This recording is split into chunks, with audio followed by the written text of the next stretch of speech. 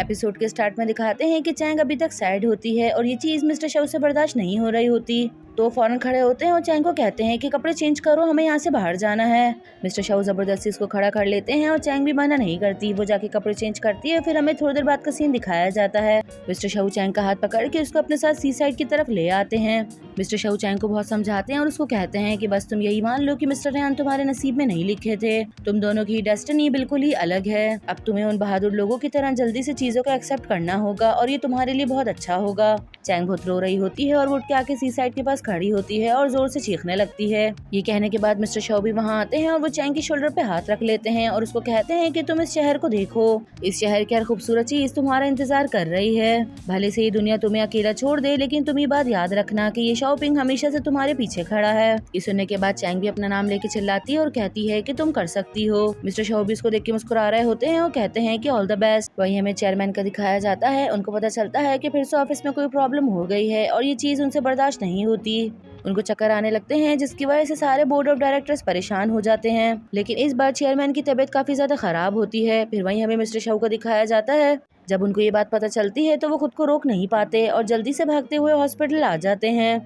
आने के बाद वो चेयरमैन को देखते हैं। इस बार उनकी कंडीशन काफी ज्यादा खराब होती है। ये देख के मिस्टर शव बहुत रो रहे होते हैं। इतने में डॉक्टर आते हैं तो मिस्टर शव उनसे पूछते हैं कि आपने तो कहा था कि ये बिल्कुल ठीक है, तो अब इनको क्या हो गया। डॉक्टर कहते हैं कि अब जबकि कंडीशन इस तरह से खराब हो चुकी है तो मैं ये बात तुमसे और नहीं छुपा सकता, मुझे तुम्हें सब कुछ बताना होगा। फिर डॉक्टर मिस्टर शव को बता देते हैं कि तुम्हारे फादर को एक बहुत बुरी बीमारी है, अगर उनका इस वक्त ऑपरेशन नहीं हुआ तो बहुत ज्यादा प्रॉब्लम हो जाएगी। और ये बात मैंने उनको पहले बताई थी, मगर वो बहुत ज्यादा डर रहे थे, इसी वजह से वो ऑपरेशन नहीं करवाना चाहते। ये सुन के मिस्टर शव रोने लग जाते हैं और कहते हैं कि ऐसा कैसे हो सकता है, मेरे डैड तो हर किसी को बचाने की कोशिश करते हैं और अब वो इतनी बड़ी प्रॉब्लम में फंस गए हैं। अगर आप मुझे बता देते उस वक्त तो इतनी बड़ी प्रॉब्लम नहीं होती, अब मैं क्या करूँगा। मिस्टर शव बहुत ज्यादा इमोशनल होने लगते हैं तो डॉक्टर कहते हैं कि मेरे पास एक रास्ता है जिससे तुम्हारे डैड को बचाया जा सकता है। इस सुन के मिस्टर शव फौरन खामोश हो जाते हैं और उनसे पूछते हैं। डॉक्टर कहते हैं कि वो रास्ता एक ऑपरेशन है, लेकिन वो ऑपरेशन बहुत ज्यादा रिस्की है। हो सकता है उस ऑपरेशन के बाद तुम कभी भी अपने फादर को ना देखो। इसी वजह से तुम्हारे फादर ने ऑपरेशन करवाने से मना कर दिया था कि जितना टाइम है मैं अपने बेटे के साथ स्पेंड करना चाहता हूँ। और ये भी हो सकता है कि ऑपरेशन करवाने के बाद तुम्हारे डैड बिल्कुल सही सलामत बच जाएं, लेकिन उनके बचने के चांसेस बहुत ज्यादा कम है।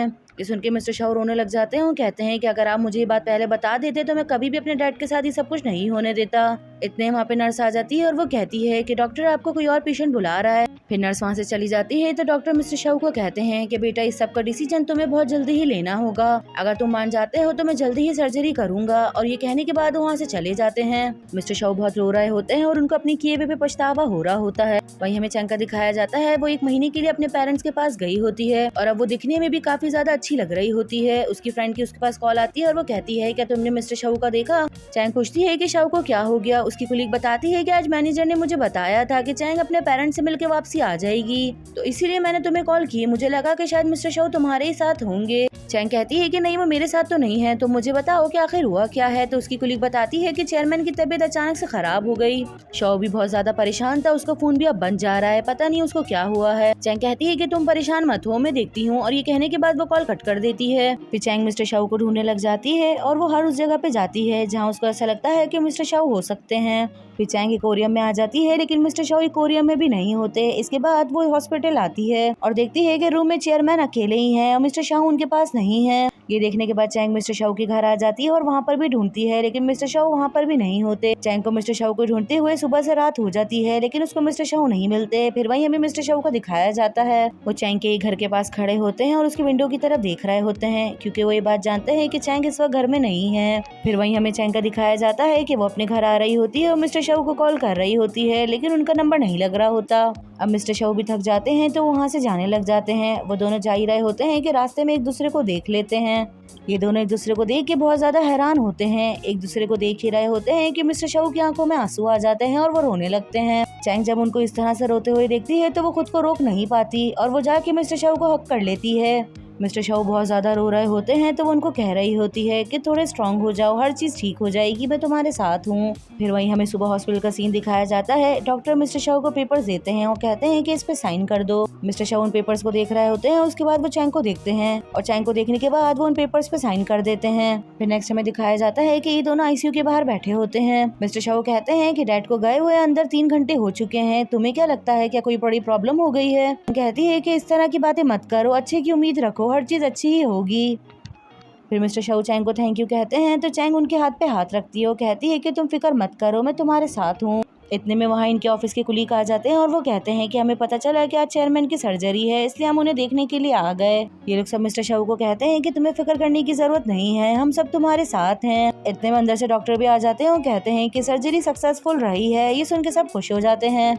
ये सुन के मिस्टर शाओ भी बहुत खुश हो जाते हैं और वो चैंग को देख के मुस्कुराने लग जाते हैं और बाकी जितने लोग होते हैं वो सभी को थैंक यू करते हैं। फिर वहीं हमें 1 मंथ के बाद का दिखाया जाता है। मिस्टर शाओ अपने डैड के ऑफिस में आते हैं। वहीं चैंग का उनके पास मैसेज आता है कि हर चीज ठीक हो जाएगी, तो तुम्हें फिक्र करने की जरूरत नहीं है। फिर मिस्टर शाओ अपने डैड के ऑफिस में आते हैं तो देखते हैं कि उसके दोनों अंकल वहाँ पर बैठे हुए हैं। उसके दोनों ही अंकल उसको बैठने के लिए कहते हैं और अपने डैड की तबीयत पूछते हैं। मिस्टर शाओ कहते हैं कि उनकी तबीयत बिल्कुल ठीक है, आपको परेशान होने की जरूरत नहीं है। फिर असिस्टेंट बताते हैं कि अब से ये ऑफिस तुम्हारे बड़े अंकल ही संभालेंगे। ये सुन के मिस्टर शाओ उनकी तरफ देखते हैं तो वो कहते हैं कि तुम्हें तो पता है कि मुझे इन सब चीजों में इतनी दिलचस्पी नहीं है, लेकिन अब जब से चेयरमैन की तबीयत इतनी खराब रहने लगी है तो उनकी खातिर मैं इतना तो कर सकता हूँ। ये बात सुन के मिस्टर शाओ मुस्कुराते हैं और वो बात को बहुत अच्छे से संभालते हैं और कहते हैं कि अगर डैड को कुछ हो भी गया तो वैसे भी इस सब चीजों पे मेरा हक है, तो वैसे भी आपका इस चीज पे कोई हक नहीं है। अंकल आप परेशान मत हो, मैं आप पे कोई भी बर्डन नहीं डालूंगा। अभी जो मैं प्रोजेक्ट कर रहा हूँ वो प्रोजेक्ट मेरा कुछ ही महीनों में खत्म हो जाएगा, इसके बाद ये ऑफिस में खुद ही संभाल लूंगा। लेकिन उसके दोनों ही अंकल उसको समझाने की बहुत कोशिश कर रहे होते हैं। मिस्टर शाओ नहीं मानते। उनकी बातें सुन के उनके दोनों ही अंकल को बहुत गुस्सा आ रहा होता है और मिस्टर शाओ उठ के वहाँ से चले जाते हैं। फिर वहीं हमें रात का दिखाया जाता है। मिस्टर शाओ अपने प्रोजेक्ट को लेकर थोड़ा परेशान होते हैं तो चैंग चेयरमैन का ख्याल रख रही होती है क्योंकि उसको भी कुछ टाइम के लिए ऑफिस से निकाल दिया गया है। मिस्टर शाओ जैसे ही आते हैं तो वो देखते हैं कि चैंग वहीं बैठी सो रही है। ये देख के वो चैंग को शायद उड़ाने लगते हैं लेकिन चैंग उठ जाती है। मिस्टर शाओ कहते हैं कि शायद मैंने तुम्हें उठा दिया। चैंग कहती है कि मैं सिर्फ हेड डाउन थी, मैं सो नहीं रही थी। फिर मिस्टर शाओ अपने डैड को देखने लग जाते हैं तो चैंग कहती है कि तुम फिक्र मत करो, ये बिल्कुल ठीक है। फिर मिस्टर शाओ चैंग को थैंक यू कहते हैं और पूछते हैं क्या तुम मुझे एक फेवर कर सकती हो। तो चैंग उनसे पूछती है तो वो कहते हैं कि मैंने सुबह से कुछ भी नहीं खाया हुआ, क्या तुम मेरे लिए कुछ बना दोगी। चैंग कहती है कि तुम फिक्र मत करो, मैं अभी तुम्हारे लिए कुछ बनाकर लेकर आती हूँ, और ये कहने के बाद वहाँ से चली जाती है। फिर वहीं हमें मिस्टर रेयान का दिखाया जाता है। ऑफिस में चेयरमैन चेंज होने की वजह से वो भी रेजिग्नेशन लेटर दे देते हैं। उनके असिस्टेंट बहुत ज्यादा हैरान होते हैं। वो कहते हैं कि तुम किसी के दबाव में आके कर रहे हो। मिस्टर रेयान कहते हैं कि ऐसी बात नहीं है, ये मेरा अपना पर्सनल मैटर है, मैं किसी से भी कोई वजह नहीं पूछता। फिर नेक्स्ट हमें दिखाया जाता है कि शाओशी के फादर चेयरमैन से मिलने के लिए आते हैं और ये दोनों वैसे ही बेस्ट फ्रेंड हैं। फिर ये दोनों दोस्त बातें करने लग जाते हैं और शाओशी के फादर कहते हैं कि यहाँ पर मैं तुम्हारी बेटे का हाथ मांगने के लिए आया हूँ, जिस पे चेयरमैन की तबीयत भी खराब होने लगती है। ये दोनों भी परेशान हो जाते हैं और चेयरमैन कहते हैं कि मैं कोई भी बिजनेस के डील पे अपने बेटे का रिश्ता करना नहीं चाहता, वो जिसको पसंद करता है वो उसी से शादी करेगा। शाओशी के फादर कहते हैं कि मैं तुम्हें 200 मिलियन देने के लिए तैयार हूँ, इससे तुम्हारे बेटे के बिजनेस में भी हेल्प हो जाएगी और तुम्हारी भी सारी प्रॉब्लम हल हो जाएगी। अगर तुम इस बारे में सोचो तो मुझे बताना। फिर शाओशी वहाँ से बाहर आ जाती है और वो देखती है कि चैंग मिस्टर शाओ के साथ है। तो वो चैंग को कहती है कि मैंने तुम्हें कितनी दफा कहा है कि इससे दूर रहा करो, तुम हिम्मत भी कैसे कर सकती हो इसके करीब आने की। मिस्टर शाओ भी बात सुन के बहुत हैरान होते हैं और वो उससे कहते हैं कि तुम किस तरह से बात कर रही हो, क्या तुम्हारे पास कोई मैनर्स नहीं है।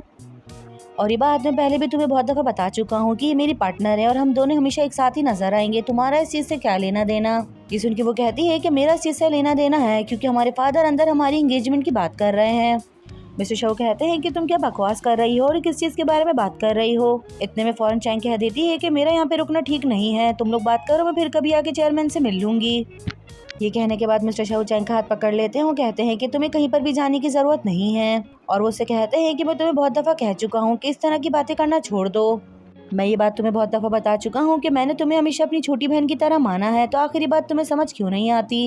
ये सुन के वो कहती है कि आखिर तुम मेरी बात को क्यों नहीं समझ रहे। देखो मेरे डैड ने एग्रीमेंट भी बना दिया है और वो शादी के अंदर एज अ गिफ्ट हमें 200 मिलियन भी देंगे जो कि तुम अपने काम में इन्वेस्ट कर सकते हो। और अगर अब भी तुम्हें यकीन नहीं आ रहा तो चलो फिर तुम्हारे डैड से ही बात कर लेते हैं। इस उनके डैड कहते हैं कि हाँ ये चीज़ ज़्यादा बेहतर रहेगी क्योंकि मैं अपने डैड को जानता हूँ, वो कभी भी इस बात को नहीं मानेंगे। और ये कहने के बाद वो अंदर चले जाते हैं। जैसे ही तीनों अंदर आते हैं तो चेयरमैन की बातें सुनते हैं। चेयरमैन कहते हैं कि तुम्हारी बेटी बहुत प्यारी है और मैं तो खुद भी चाहता था कि हमारी दोस्ती रिश्तेदारी में बदल जाए और तुम्हारी बेटी मेरी बहू बने।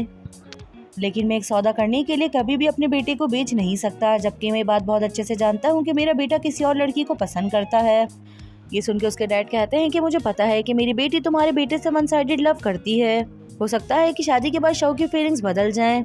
ये सुन के उनके डैड कहते हैं कि अगर शव उसको पसंद नहीं किया तो फिर क्या होगा। मैं नहीं चाहता कि तुम्हारी बेटी के साथ कुछ बुरा हो। जैसे मेरे लिए मेरे बेटे से बढ़ के इस दुनिया में कुछ भी नहीं है, तो तुम्हें भी यही बात सोचनी चाहिए। ये सुन के उनके डैड भी मान जाते हैं और मिस्टर शाह को भी ये बात पता चलती है कि आखिर मेरे डैड की ज़िंदगी में मेरी क्या वैल्यू है। यहीं पर ही हमारा एपिसोड खत्म होता है। आई होप सो कि गाइज आप लोग को एपिसोड पसंद आया होगा। अब हम नेक्स्ट एपिसोड में मिलेंगे, तब तक के लिए अपना ख्याल रखिएगा।